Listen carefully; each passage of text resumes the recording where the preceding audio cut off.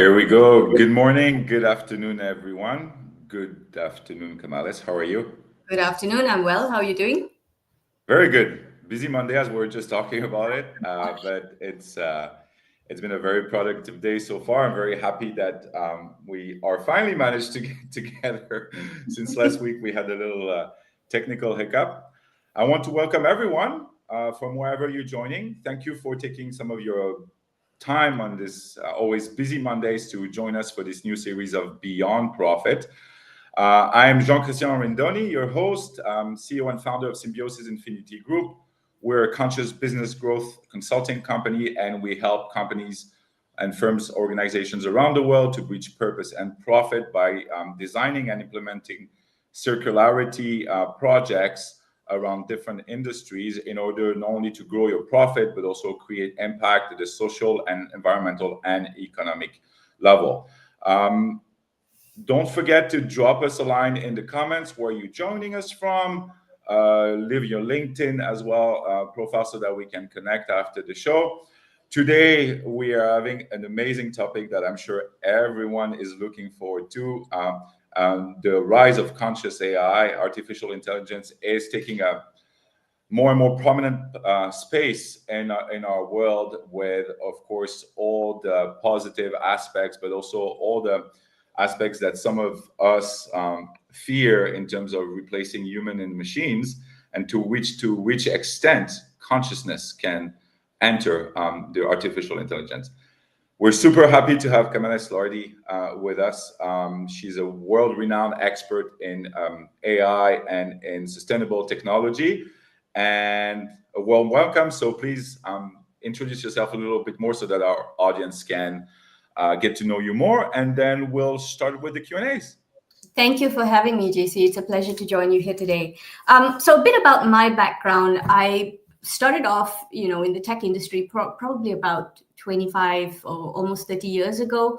I started off actually as a coder and went quickly into management consulting. I've been in companies like Accenture, Deloitte over the years, and started Lardi Partner Consulting in Zurich, Switzerland, probably about now coming on to 13 years, coming on to 14 years actually. Beyond just the interest in technology, right? I've been in this space for quite a number of years, and I've seen the various evolutions of technology developing. I've been through the waves, the dot-com wave and the other tech hypes, as well as the recent AI hype. I think that I've observed critical elements around how organizations and society have shifted with these technology transformations or disruptions. And one of the things that's really stood out for me as an individual and as a leader in the tech industry is the fact that at the center of success, at the center of application of technology, the only thing that really makes or breaks tech is that human element. And so this is the thing that I'm mostly passionate about. This is where I've spent a lot of my career. And the human element isn't just about change management, but it's about creating advocacy for technology, creating good and positive and sustainable use for technology that benefits humanity and society as a whole. And so all of these elements are so critical, and it's something that I'm incredibly passionate about. I'm also an author. As you mentioned earlier, I've written 2 books, as you can see at the back. Both very well received around the topic of AI, which is the more recent one, and of course the human side of digital business transformation, which was the previous book. So this is a topic that I'm entirely passionate about. Well, thank you for this introduction, and we're super excited to have you because sustainability and technology doesn't necessarily ring on the same level for most of the people, for organization, while actually there's a lot to be talked about. We're going to start with the Q&As, if you don't mind. And the topic today was the rise of conscious AI. It might sound a little bit far-fetched to think that technology can reach a level of consciousness that is equal to human consciousness, but there's a way in between. So how would you personally define conscious artificial intelligence, and how does it differ from traditional artificial intelligence? So this is, I feel, a great question. And I should also premise by saying that apart from being a hardcore techie, as well as someone who's focused a lot on the human side of tech, I've also deep dived and basically built up capabilities around neuroscience, right? So this is an area that truly intrigues me because artificial intelligence as a premise, as a topic, is meant to replicate human intelligence. And I think one of the things we need to really do when we talk about conscious AI is probably to take a step back and ask ourselves, what is consciousness? And this is a age-old philosophical question. Yeah. It doesn't have a concrete answer. But when we talk about consciousness, we can get very spiritual about it. But it's really about the self-awareness, right? The ability to be aware of ourselves, and it's a very subjective experience because one person's self-awareness and internal awareness is never going to be the same as another person's. It's a very personal, subjective experience. And it's this ability to be aware of your surroundings, aware of your internal environment, as well as to have thoughts and lessons or feelings, and to know that I exist. And so this fundamental question has been around for decades, right? Even as early as the 40s and 50s, when artificial intelligence as a topic was just taking shape and it was just starting off. The question of can we build machines and systems that become self-aware has always intrigued humanity. It's intrigued scientists. One of the things I have to premise is we don't have a concrete way in neuroscience or in philosophy to truly measure consciousness, right? We know that from a neuroscience perspective, we can measure brain activity to demonstrate consciousness. When you're conscious, there is brain activity, and there is, you can kind of measure that memory and awareness and the kind of presence of mind. Those are electrical signals that you can measure. But when it comes to being able to say why consciousness exists or how it works, we don't have concrete answers. And so when we don't have a concrete way to say what is consciousness and how it works, we don't have a concrete way to measure consciousness, which means we won't have a possibility to measure if systems are conscious. Now, what is very interesting, if you compare conscious systems with traditional AI systems tend to be more around or designed around automation. So let me use some terminology here. We have the conscious systems, which tend to be self-aware, and this is theoretical at the moment. We've seen lots of movies that claim, what these types of technologies could look like, but they don't exist in reality. Then there is artificial general intelligence, which is sort of not necessarily conscious, but intelligent systems that are able to simulate human-like thinking, the flexibility of human thinking, right? That's to be able to learn, to be able to respond to questions, to be able to problem solve and behave like a human would behave.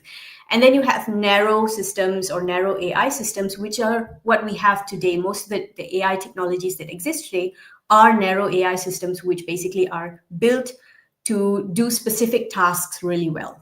Yeah, very sequential. So those exist today. AGI doesn't exist yet. There are many companies out there that are claiming within the next couple of years you will have AGI.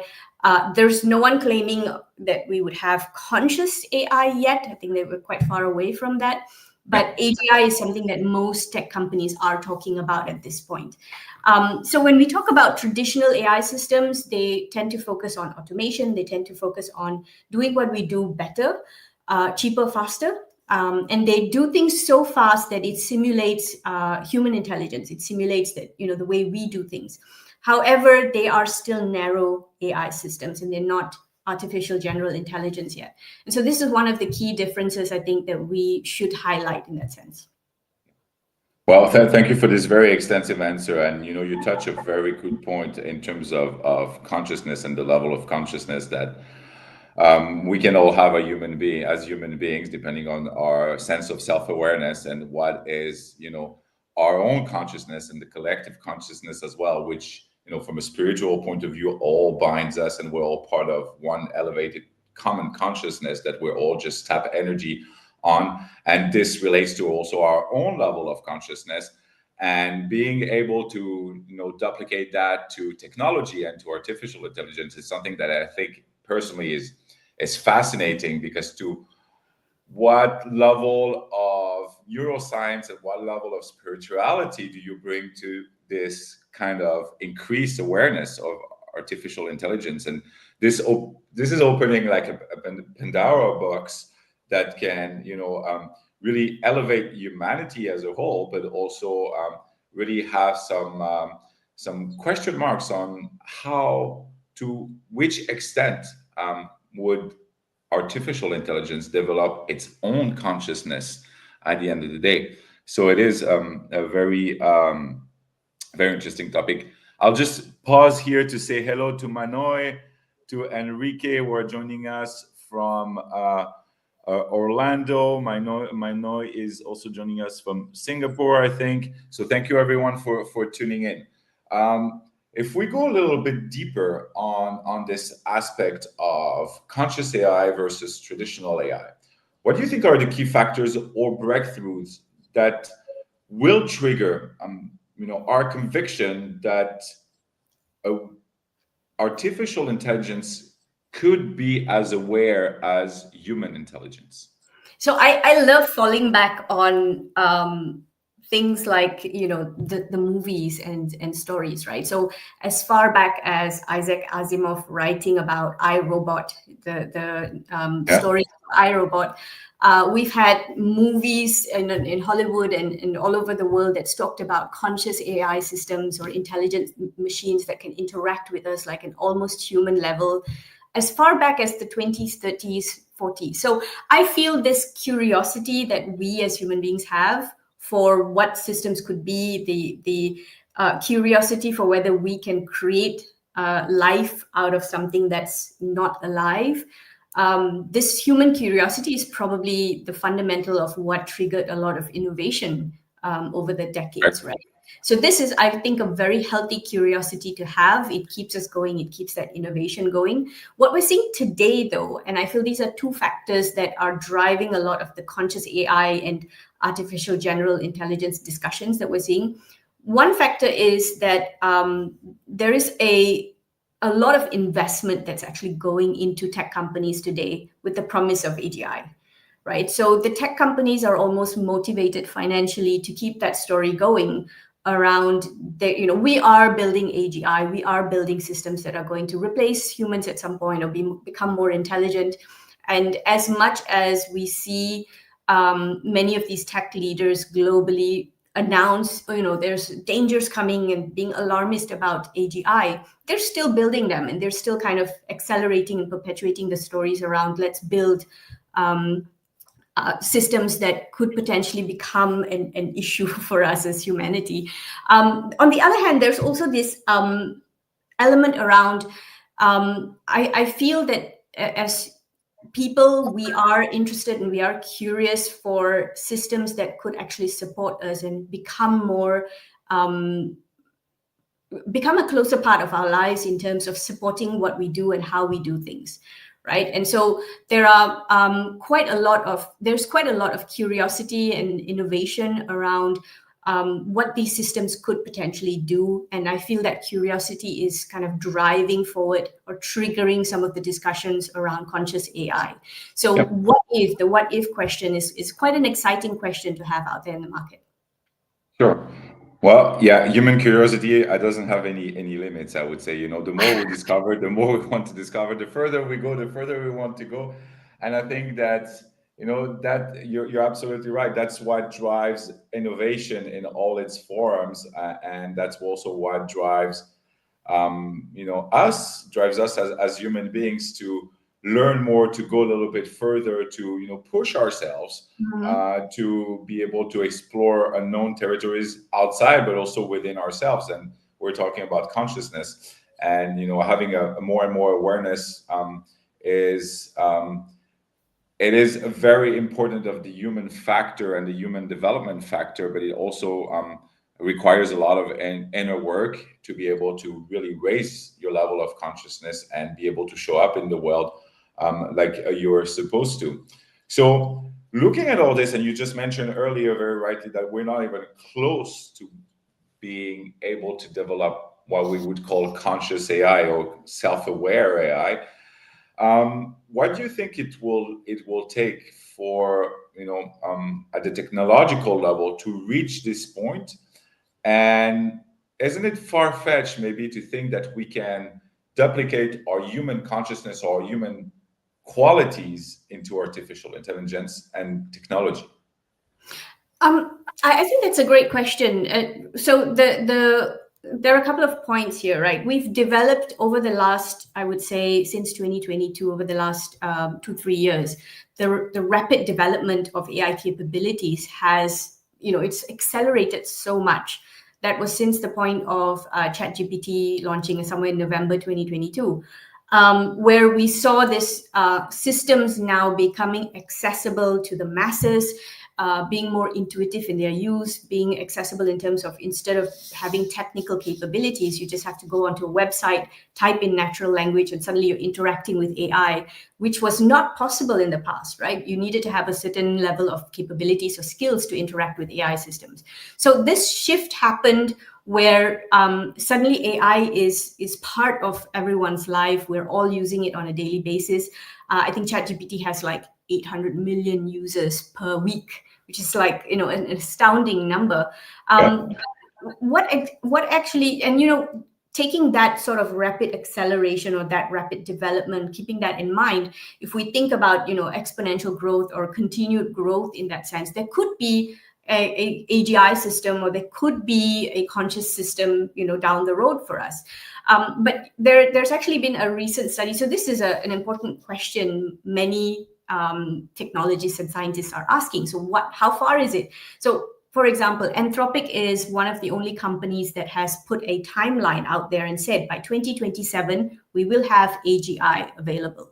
Right? They're the first one to say that. Most of the other companies have given sort of a, 5 years, 3 years time frame, but they've said 2027.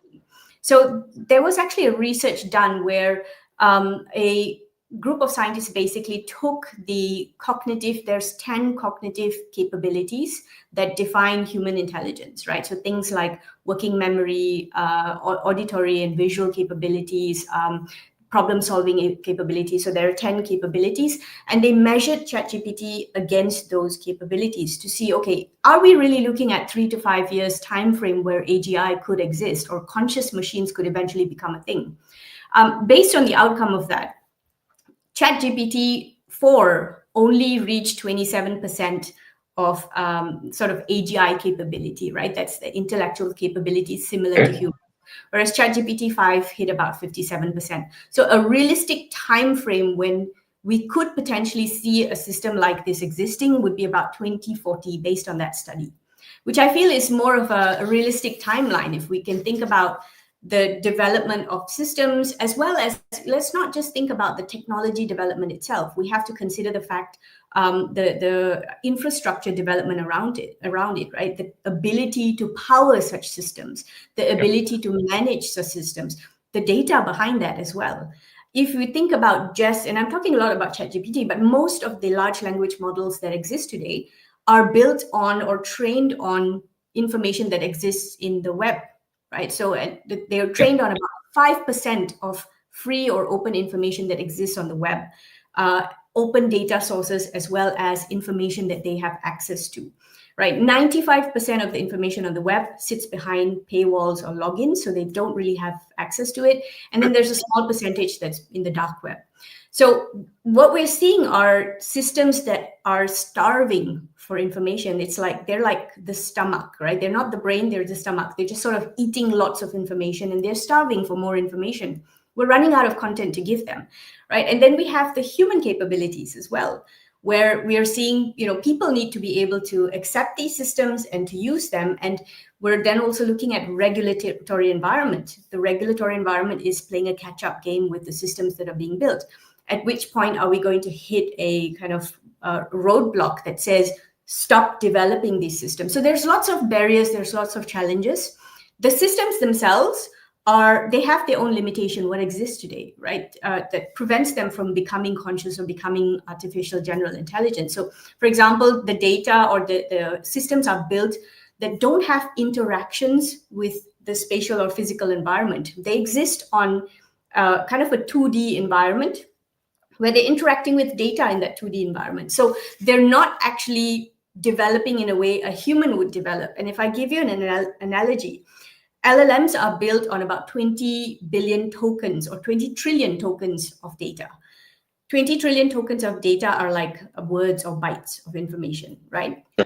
A human 4-year-old processes 20 trillion data just through the visual capabilities, right? Wow. So the systems are far behind human capabilities at this point. There's still long ways to go. Still a way to go, yeah. Oh, it's incredible. I'm very glad that we're having this conversation because this, you know, as a basic user of AI, which I think most of us are, Chat GPT and so on and so forth, then it's, for to have someone like you talk about it with much more depth and much more knowledge really opens up a whole world of perspective of what it could be and what it is, and that it proves that we're just at the infancy of the evolution of AI, it's amazing to see how much we've come so far, but the road ahead is so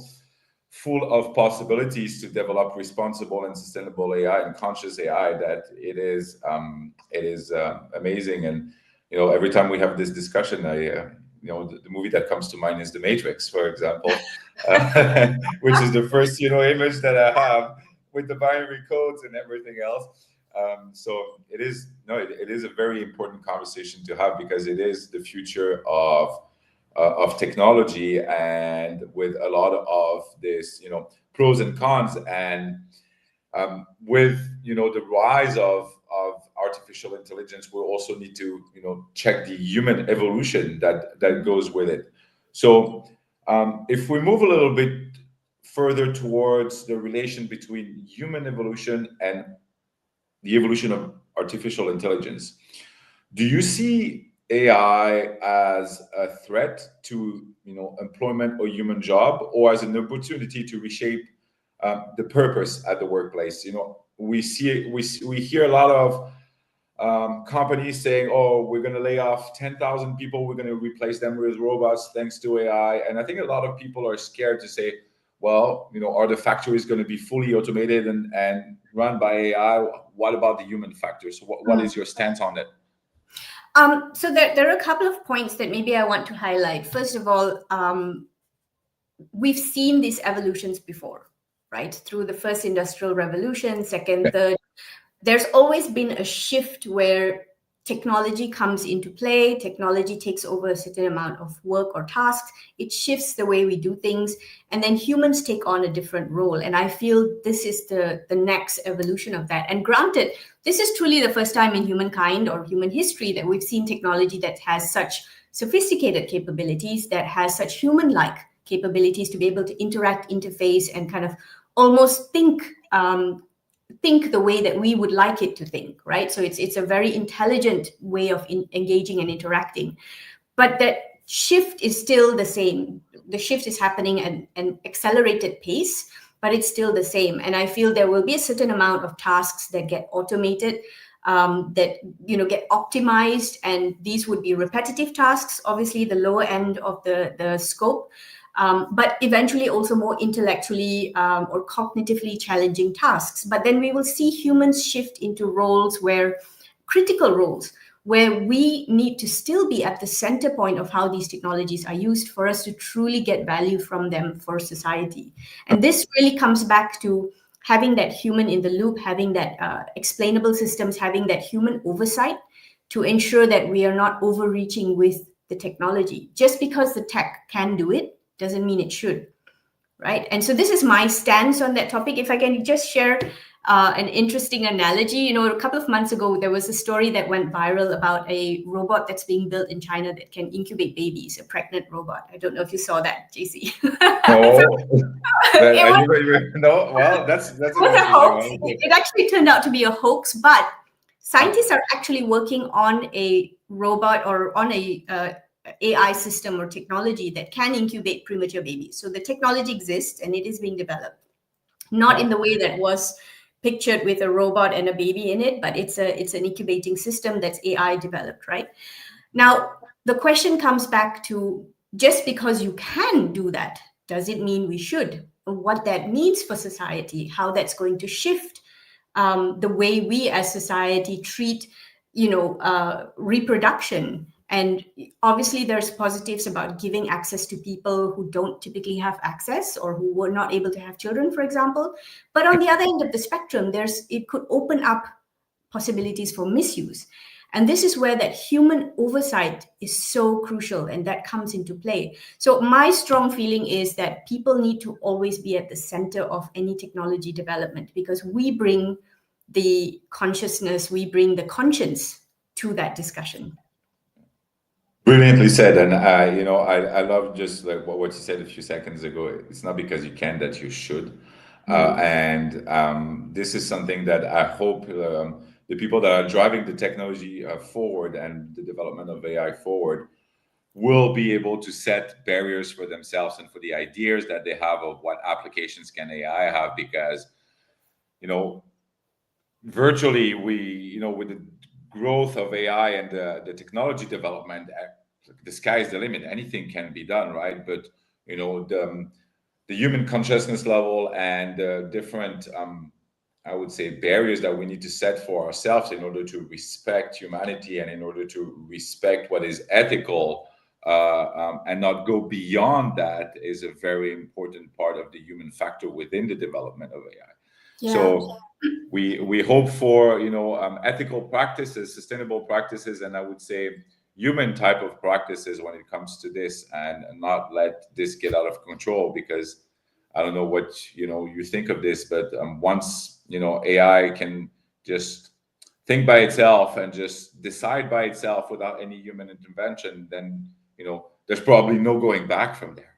Absolutely. And this, I think, is a very, very crucial element. We are integrating, even today, technologies like AI systems and LLMs into environments where we're giving it too much control. And I think one of the elements is because these systems, we perceive it as humans, we perceive these systems as so intelligent. Yep. We almost are blind to the fact that they are still systems. Right. And so there's a significant amount of trust being put into technology, where we are assuming just because a system displays some form of intelligent output, that they can be trusted to make certain decisions. And I think this is where we have to draw the line and say that there has to be decision points or control points where we stop the system, we check the output. We have to also remember, platforms like LLMs, they are only accurate 25% of the time, based on studies. So there's still a significant amount of inaccuracies that still have to be dealt with, right? Can I just add one more point to the earlier question as well? Sure, please go ahead. It's an open discussion, as I told you. So just go with the flow. Just go with the flow. Definitely. Let's go with the flow. Okay. The flip side of this, the human aspect, or the parallels with human. Yes, we are seeing this disruption, and we are seeing many companies at the moment looking to replace people because they are commercially driven. Systems can do things faster, cheaper, better. And this has triggered, I think, a fundamental fear in people with systems like AI, where a lot of us, our identities are very much tied to the jobs that we do. Right, our personal identities, and Absolutely. Systems that are coming in tend to sort of threaten our personal identity, threatens and creates a certain amount of fear in us. Are we going to be replaced? Will we become irrelevant? It threatens that personal identity that we have so closely tied, many of us, to our jobs. And I think this is where we are seeing this resistance, this conflict. People are, the misuse or perception of what AI could be, and this lack of wanting to collaborate or engage with systems. And I think this is where, as human beings, we need to address our own fears and, fear of loss of control, or fear of becoming irrelevant, and basically try to understand what these systems can do and how can we use them better for our own purposes. And this is one of the things that I feel, independent of organizations not trying to replace people, but trying to coexist or create systems that coexist with people. On the individual side, we need to start understanding the technology and applying them for ourselves. Yeah, absolutely. Brilliantly said. And applying this to human evolution, I think, is crucial.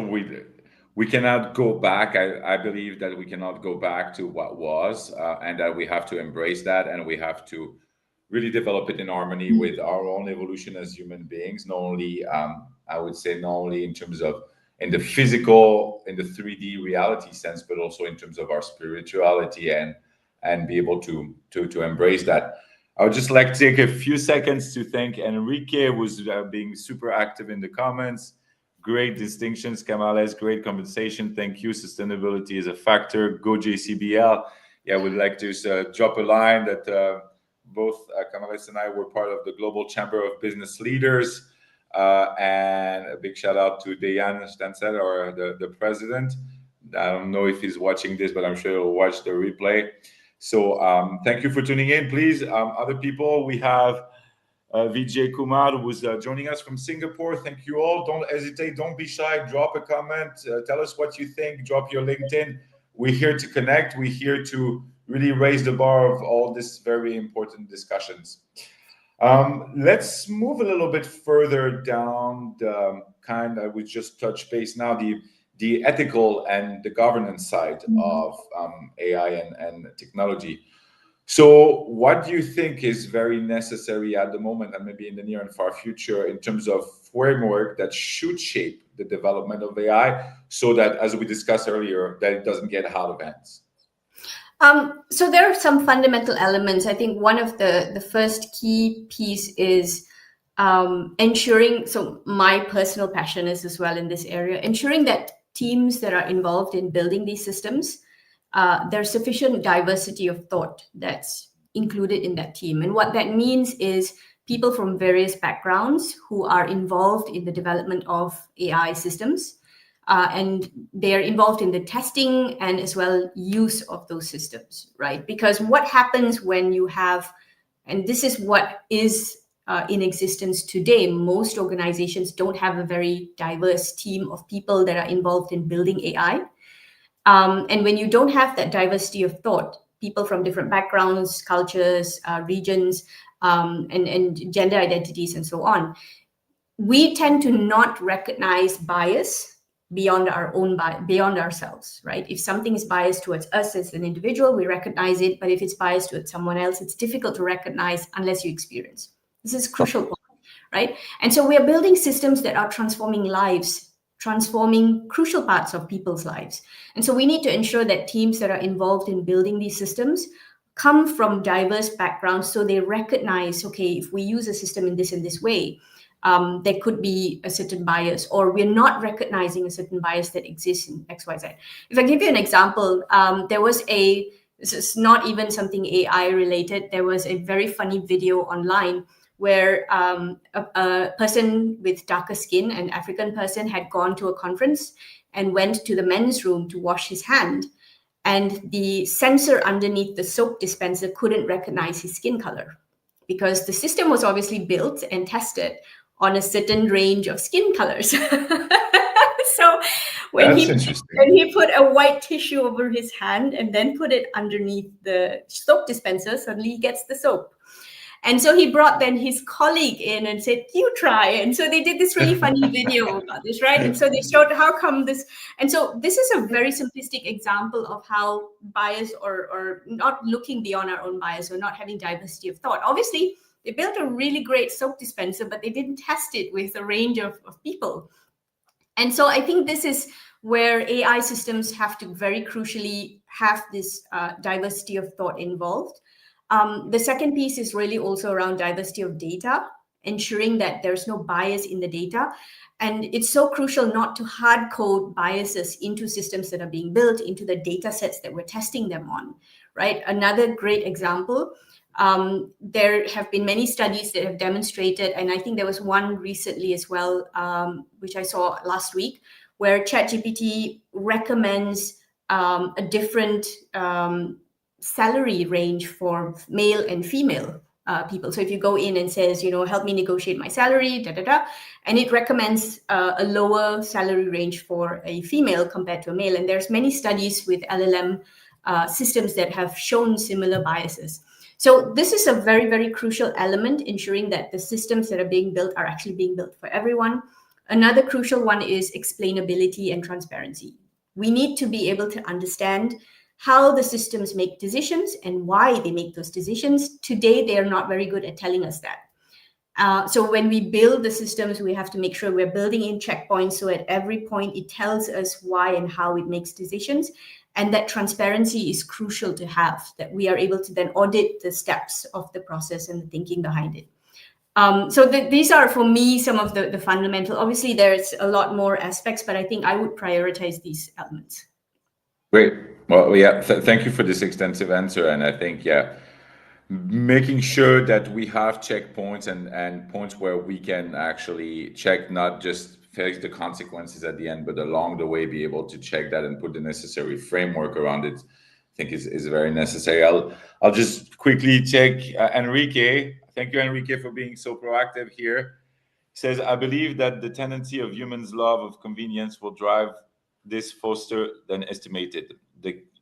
The can versus should question is as old as time. There will always be those that push the envelope and break the ethos around AI. Yeah, that you're very right, Enrique. And I think that not only with AI but everything we do, human beings tend to over push the envelope, and sometimes we have some people in this world that unfortunately do not have any ethical state of mind, and that will push this further than they should,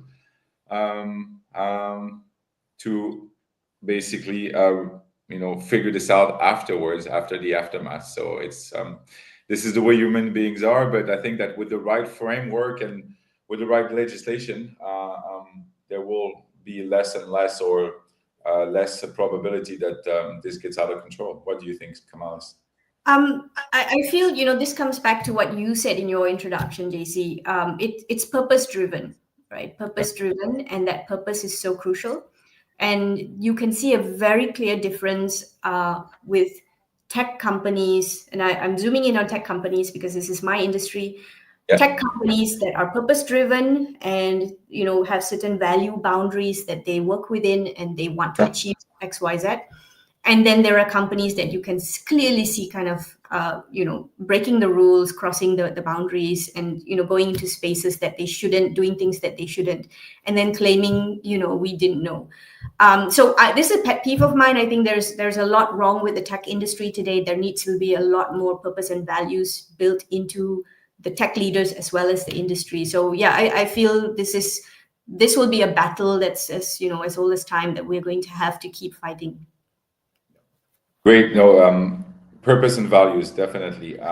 That's why we do what we do as conscious business growth advisors. And I know that you're very much into the conscious space as well. That's how we connected, and that's why we keep being connected. And we'll cooperate at a deeper level very soon, I think. The purpose behind everything we do, why we do what we do, is the most important. So I think that companies have this responsibility at the global level. And when it comes to artificial intelligence, why are we developing this? What is the intention? What is the purpose? The purpose should always to be, serving human beings, to be serving the planet, in order to ensure that there is less disparity, more equity, and that the world becomes a more, I would say, fair place for everybody that lives in it. And that's what we believe as conscious business growth advisors, that companies have the responsibility to do, not just forgetting about their profit and making money. It's this is the number one rule, and in the business game, I always compare profit and money as breathing. As human beings, we need to breathe in order to live. But is our purpose in life breathing? No, it's not. So the same thing goes for cash in a company. Of course, you need to make profit, but don't forget that along the way, you have a bigger purpose, a bigger mission, and we're here to support these initiatives.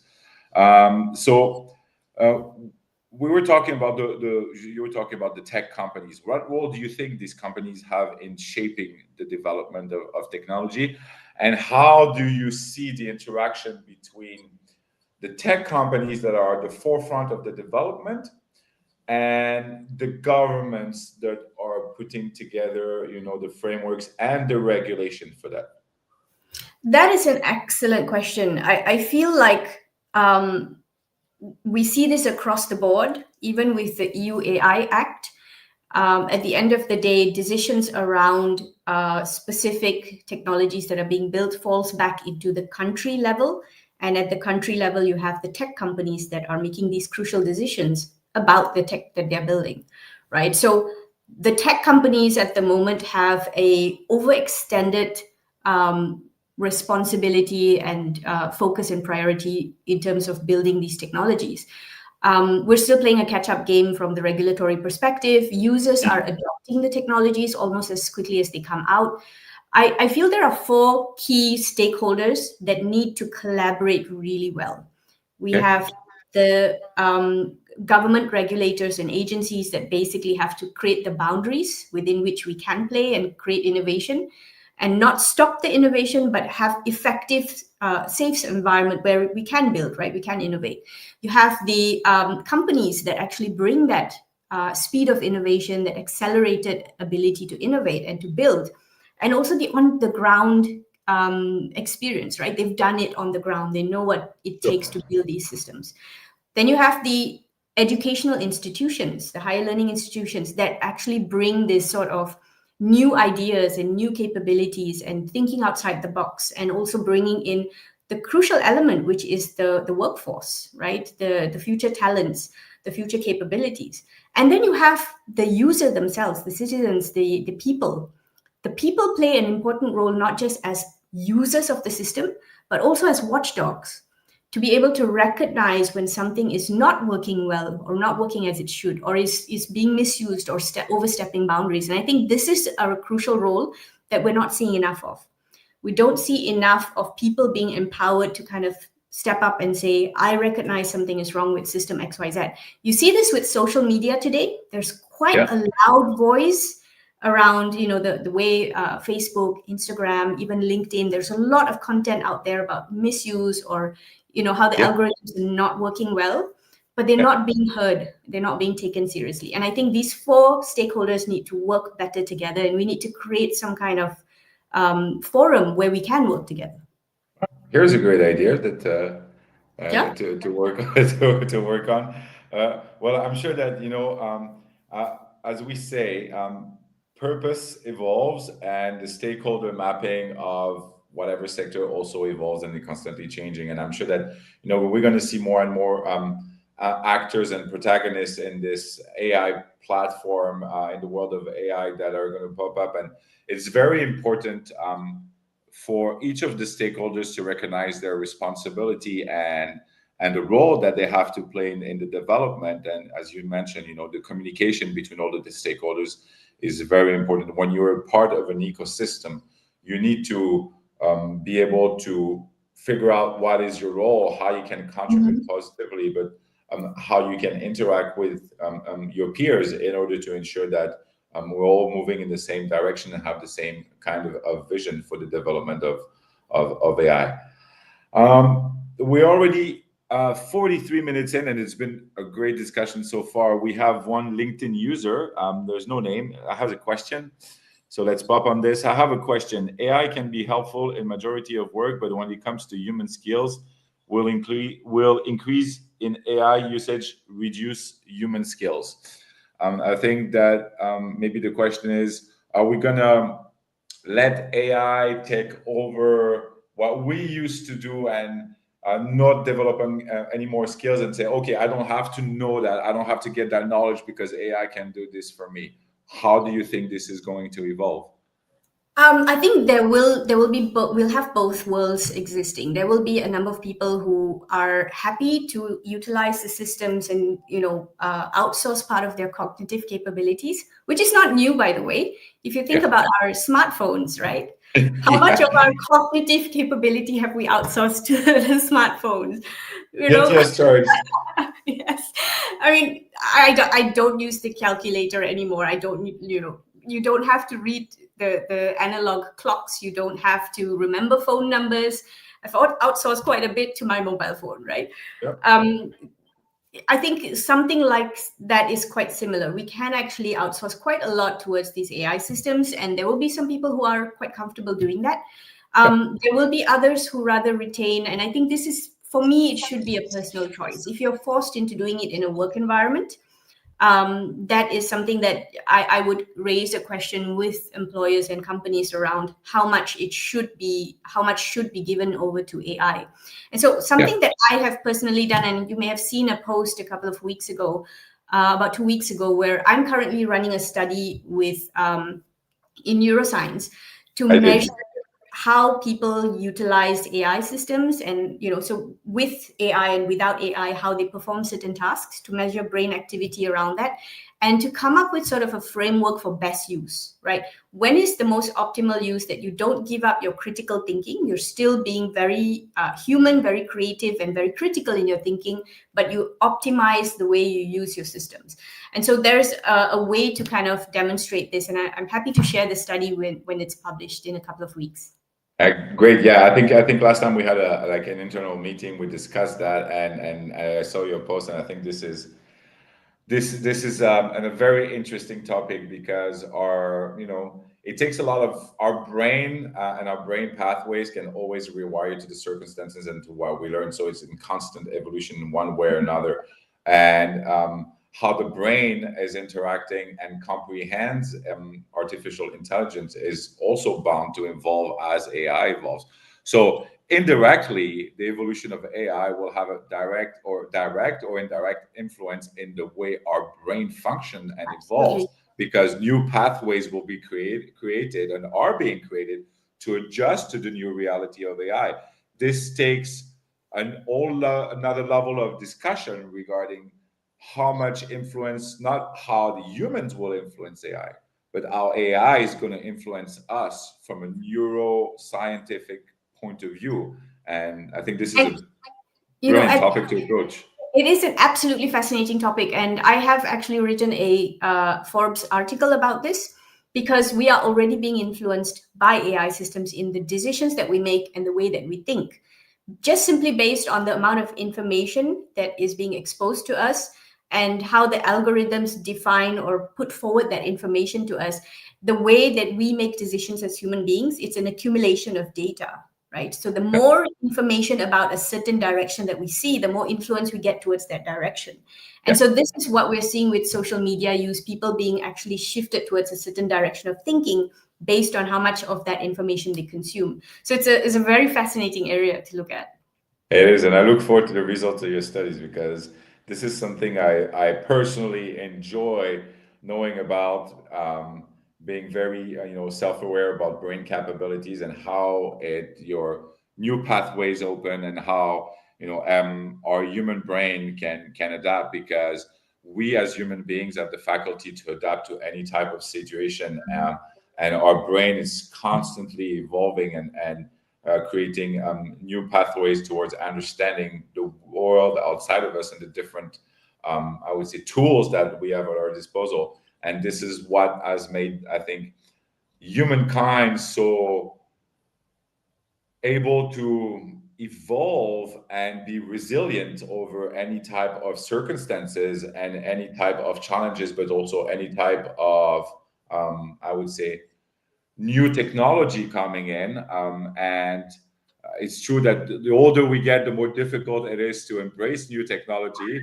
When we look at our kids, for example, now, because they were born with smartphones, we're not born with smartphones. But their ability to understand and how fast to go and to solve a small tech issue, it's amazing. So this is going to be an interesting topic. We were the last generation to grow up without technology, right? The Gen X. Yeah, and actually the only generation that started without the technology and got it after. Got into it. So yeah, that makes us very special, because we are bred different. This is true. Absolutely. I want to just add one key distinction, though, in terms of how the human brain functions compared to how the tech systems function. Oh, please go ahead. So if I illustrate, there are some tests that have been done to demonstrate how fragile the technology systems are, the LLMs are, for example.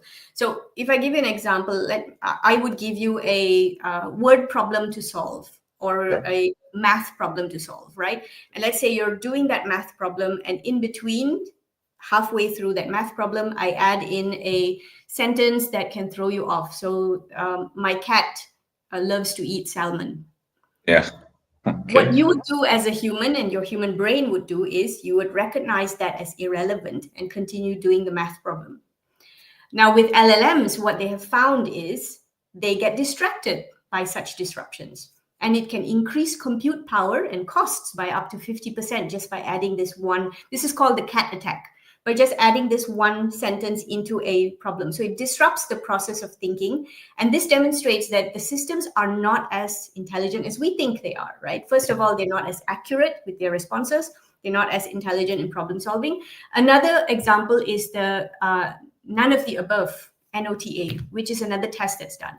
So if you give a AI system multiple choice answers for different questions, it can get 100% accuracy correct answers. But as soon as you add another option to multiple choice that says none of the above, it confuses the AI system. It doesn't know how to respond to that. And so the system then takes 30 to 40% more time to respond, and it drops in terms of inaccuracy of response quite significantly.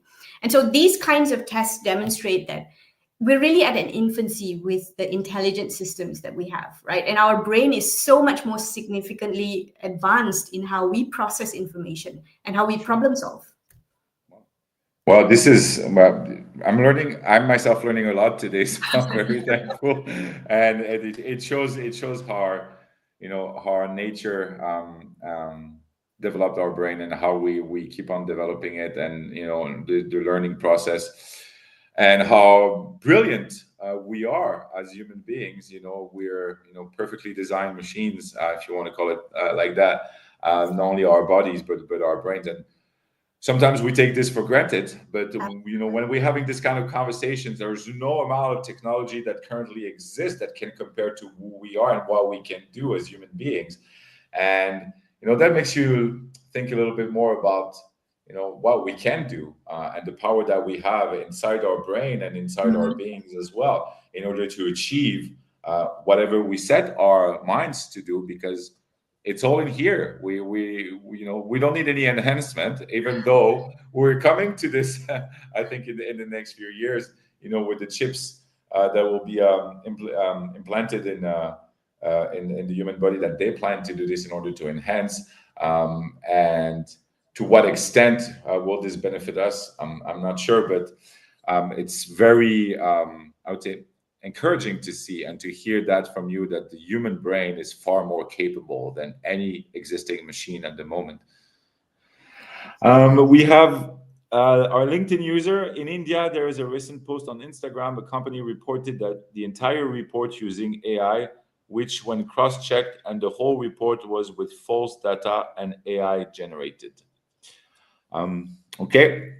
Well, this is the we have to be careful. This is what we're talking about, the ethical side of AI, and the possible misconducts around AI. I would like us to move towards the end of the discussion slowly. It's really an interesting discussion. I think we could stay 2 hours, or we'll do a part 2 in a couple of months or a couple of weeks. But when we look at the future, how do you envision the kind of ideal partnership between humans and technology? This is a very fascinating question. I feel that the role that AI, particularly if we look at intelligent systems, robotics, the role is going to be a much more significant role than what we see today, right? So today, for example, I was looking at examples of the 1X robot, which is a robot that you can use in your home as a household support, right? It cleans the house and cooks and so on. Subscription for that is $500 a month to have a full-blown robot at home, which is significantly less than we pay for a cleaner in Europe. Yeah. I don't know how it is in Paris, but in Switzerland it's expensive. Yeah. So, I feel the role of what AI could be, and AI and robotics could be, is going to be much more significant. But I think that will also depend on us as humans upskilling ourselves and shifting our mindsets a little bit to take on a more sophisticated role alongside AI. As the systems evolve, we need to evolve with it, and we need to always stay in control of the system. And I feel this is crucial. We have to stay in control of what's being developed and how they're being implemented. We are not there today. Today, there's too much control with the systems and the tech companies that are implementing them. Yeah, I mean, it is an interesting topic, as you say, and it could be a topic for podcasting itself. The relationship between human and technology. We, as you said, from the first industrial revolution to the second industrial revolution, we see that technology has helped us tremendously to increase our standards of living in many ways, but at the same time, it has created a lot of disparity and more iniquity in the world if you compare with the balance of the highest level income and the lowest level income. The gap has been as huge as today. Today we have the biggest gap, even though in the medium side of things, there's more access to education, there's more access to healthcare, there's more access to proper housing. So technology has played a pivotal role in human well-being, I would say, but it hasn't reached so far, I would say, every corner of the planet. So when we look at I know this is not a question that we planned, but it's just a question that now popped up in my mind. When we look at the inequities in the world, and God knows there is a lot, and we're just talking about, our initiatives in Chile, in the Atacama Desert, and a big shout out to my friend Christian, who was in Chile who was in the Atacama Desert for 2 weeks, and we're just discussing that with Kamales. The Atacama Desert has 400 square kilometers of post-consumer textile waste landfill. That's 400 kilometers. And he told me when he went there, he saw a lot of children living in this landfills. Living there, eating from there, making a living out of there. And in 2025, I believe that we shouldn't see these kind of things, and that we as conscious entrepreneurs, we have the responsibility to really do something about it and to join forces to be able to uplift the lift of these children and all the people that are suffering similar conditions in the world. And we have the power to do it. So looking at this situation in the world where there's a lot of inequities and more inequities between the richest and the poorest, what role do you think AI could play in reducing those inequalities? I believe a significant role. We've seen AI systems create basically to be able to support with smart city management, city restorations, to identify inequities in cities and how you can bridge those gaps in healthcare. So basically not just in supporting health extension of our lifespan, but also help us to live better lives in not just healthcare technologies, but also in the way that we manage our lives. So to give us more proactive information and to support our lifestyles. There's a significant amount of potential good that can come out of these systems. Yeah. The question is, are we using them for that? And I feel that one of the key reasons they're not being used enough in those spaces is because they're not as profitable as using them for commercial purposes. And so there could be, there are lots of companies out there. There are lots of scientists, developers who are using these technologies. They're just not getting enough traction and momentum and focus. The other key element is there's a digital Darwinism happening right in front of our eyes, right? You have this growing divide between not just the haves and the have-nots, but the AI, those who have access to AI and have AI capabilities and those who don't. There are some regions in the world that are just struggling with Wi-Fi or internet access. And then there are other regions that have access to instantaneous AI systems that support them and are fully digital environments. And so as long as we're not addressing bringing the rest of the world up at the same time, giving them access to these same systems and enabling them in the same way that we're enabling the haves, I think it's going to be a challenge in the longer term. This digital divide is just going to keep growing, and it's going to hit a point where it's going to be virtually impossible to bridge the gap. So technology in one sense is crucial, but on the other hand, a lot of it is up to us as humans to kind of bridge the gap as well. Yeah, and that's brilliantly said. And I think this is, one of the topic that we want to explore together is how we can bring sustainable technology and sustainable AI to the world, where it really contributes to improving the standard of living through conscious business growth model. And this is, what I've been thinking about since we first met together, is how can we, draft and design and implement the power of artificial intelligence towards the circularity models that we are building at Symbiosis Infinity Group, so that it can have a better impact and also be able to measure some of the impact that we could not measure through traditional methods. And this is something that's a topic of discussion that we'll have, I think, very, very soon Absolutely. together. And it's a brilliant one. When we look at the more, well, if we open up to a more, I would say, for last question, to a more conscious type of vision for AI, for more, human resonance of artificial intelligence. If you would have to choose 2 or 3 ways that AI can help humanity in a very profound way, what would it be? I feel AI systems today are holding up a mirror to us. We're building it in the likeness of us, and it's holding up a mirror to us as who we are, as humanity, as a society. And what we're seeing is not a very pretty picture, to be honest, right? There's a lot that needs to be addressed, from climate to the way society works. You mentioned inequalities. There's also a significant issue around AI application in mental health challenges. Just a quick statistic on that.